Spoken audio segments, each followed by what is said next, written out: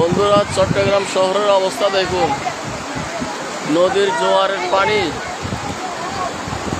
জোয়ারের পানি কিভাবে স্রোত দিয়ে শহরের অলিতে গলিতে প্রবেশ করতেছে দেখুন। চট্টগ্রামের অবস্থা খুবই খারাপ। বন্দর এলাকাগুলোতে নদীর পানি অনেক স্রোত। নদীর মেন রোডে রিক্সা চালানোরও কোনো অবস্থা নাই। বাসা বাড়িতে নির্বাচনে পানি ঢুকে গেছে অলরেডি। সবাই দোয়া করবেন। আর বাদবাসী যারা আছেন, হাতিয়া, নিজম দ্বীপ অলরেডি ডুবে গেছে। বিভিন্ন দ্বীপ উপজেলাগুলা ডুবে গেছে। সবাই দেশবাসীর জন্য দোয়া করবেন।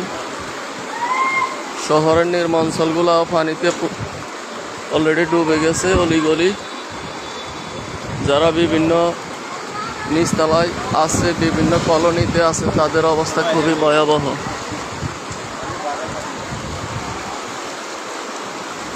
অবস্থা খুবই খারাপ।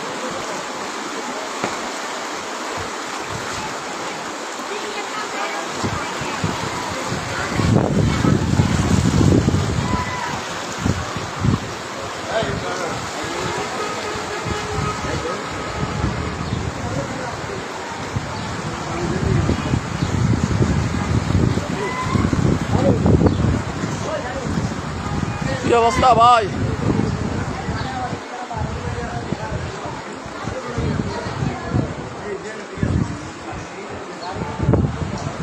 যেভাবে পানির স্রোত আসতেছে জোয়ারের শুরুতে, আল্লাহ মালিক।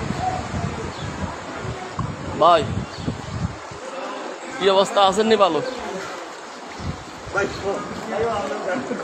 কি অবস্থা? আমি তো আপনার এই ব্যানারটা না, ব্যানার আছে ইনশাল্লাহ।